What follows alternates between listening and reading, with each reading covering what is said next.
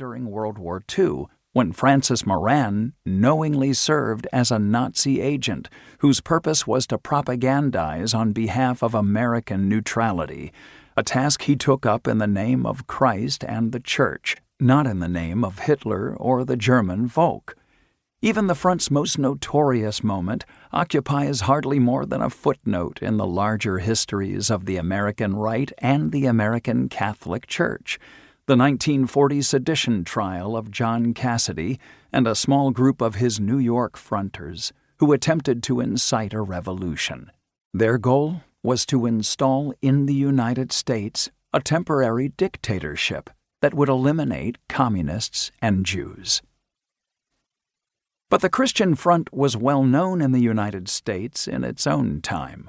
The news coverage was voluminous, and the radio broadcasts were constant. Front rallies routinely attracted thousands of attendees. Governors, mayors, and police commissioners both loathed and courted the Front.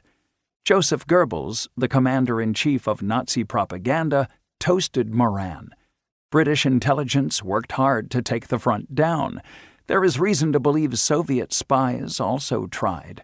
A raft of U.S. law enforcement and intelligence joined in the effort.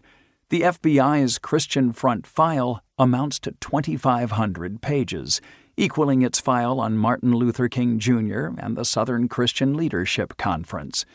By sheer quantity of paper, the Christian Front investigation was one of the 3 largest the Bureau ever undertook.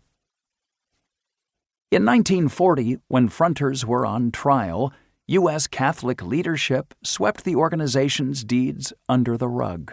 But not only their deeds, what mattered above all to the Front's clerical protectors was that the defendants' views never be associated with sincere Catholicism.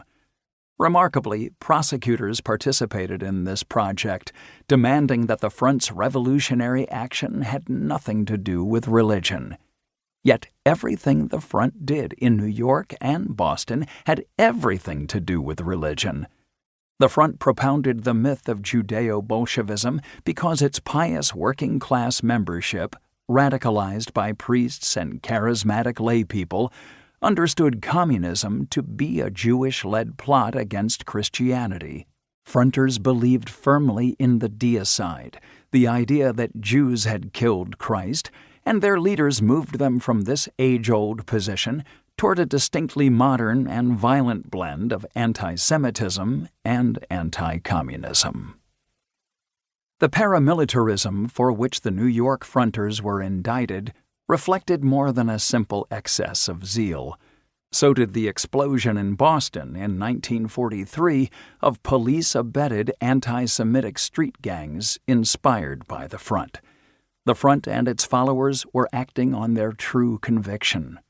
At the foundation of this conviction lay what I call theological anti-communism, a novel doctrine blessed by the highest reaches of the Vatican, albeit the hierarchy never used this term.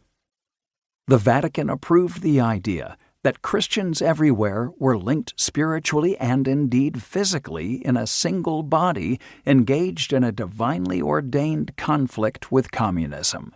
And because Fronters understood communism to be a Jewish plot, they extended the Vatican's blessing to incorporate anti-Semitism, sacralizing their war on Jews. This was not a war for capitalism. Fronters were not laissez-faire libertarians, but rather populists with many socialistic preferences. They agitated for fairness under a system they called Christian economics, which meant business opportunities for everyday Christians, welfare for Christians in need, and redistribution from Jews to Christians.